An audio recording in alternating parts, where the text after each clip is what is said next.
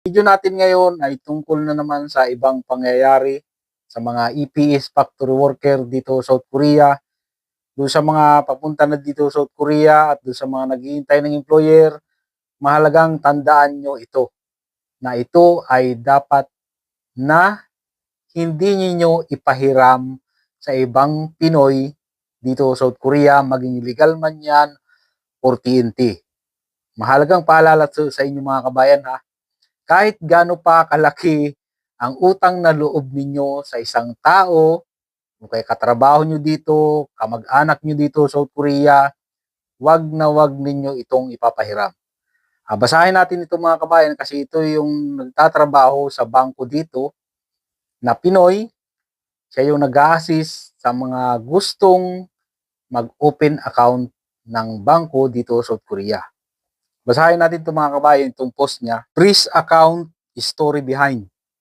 Si Mr. J, EPS factory worker mga kabayan, pinahiram yung account niya sa pinsan niya na TNT. Yan, sa TNT pinahiram. Name Mr. AD since meron naman daw siyang ibang bank account na ginagamit. Yun. Ang kwento ni Mr. AD ay nahuli itong April lang at lingid kay Mr. J, ginagamit pala ni Mr. AD ang account niya sa maling gawain. Na yun na. Yari, tumatanggap ng malalaking halaga gamit ang account ni Mr. J at pinapadala sa ibang bansa. Grabe, illegal to ah. Sa ibang bansa pa talaga pinapadala. Consider as easy money illegal transaction. Mahigpit ang South Korea mga kabayan pagdating sa mga ganyan. Kaya kahit yung mga account nyo dito, wag basta-basta. Halimbawa nag-alba, tapos may ibang company na magpapasok ng pera sa inyong bank account kung saan pumapasok yung sweldo ninyo, mahigpit sila pagdating sa ganyan.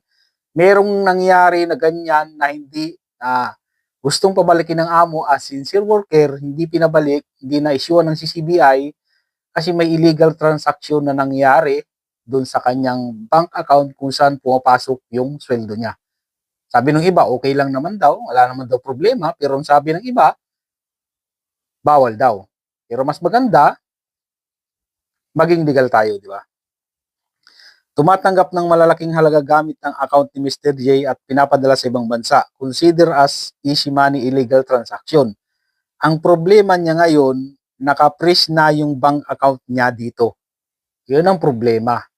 Siya ngayon ang namumroblema kasi naka-freeze na yung bank account niya. Paano ka papapasukan ng sweldo? Kung isang EPS factory worker ka dito sa South Korea, saan na ipapasok ng amo mo yung sweldo mo? Maaaring maapektuhan na yung mga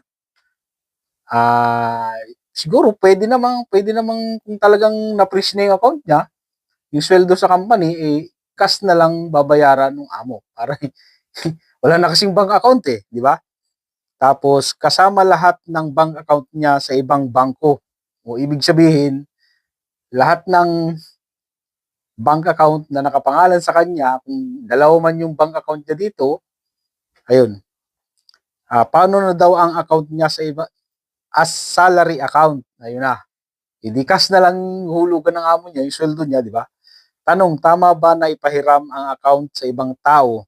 Ang problema niya ngayon, wala na siyang magamit na account. At hindi na siya pwedeng makapag-open. Yon. Parang red alert na.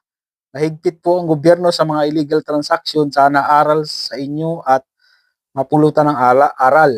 Lagi kong post sa wall ko, bawal ipagamit, ipahiram, isanla, ibenta ang mga account. Dahilan yan para paghigpitan na naman nila ang mga Pinoy sa pagbubukas ng account. Ayun. Pati ibang mga Pinoy dito, damay-damay na. Kumbaga sumasama na naman ang tingin dahil sa mga ganito di ko halos maintindihan, di ba? Bakit kailangan bank account mo yan? Bakit kailangan mong ipahiram sa ibang tao?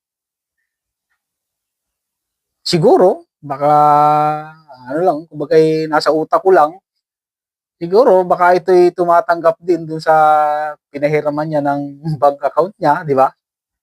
Baka kasi illegal transaction, baka may nagkakaroon to ng kickback. Kaya siguro pumayag na ipahiram yung bank account niya. Hindi niya alam, hindi rin ginamit ang utak na hindi siya nag-isip na baka gamitin sa masama yung bank account niya. Ngayon, problemado siya ngayon. Hindi na siya makapag-open ng bank account, parang naka-blacklisted na yung pangalan niya sa mga bangko dito sa South Korea.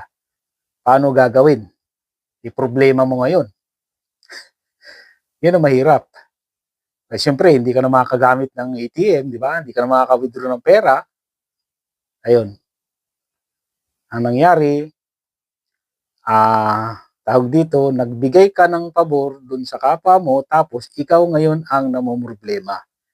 Kaya doon sa mga pupunta dito sa South Korea, tandaan nyo yan, kahit ID niyo dito, yung residence card dito, yung ID, wag na wag ninyong ipapahiram yan. Delikado yan.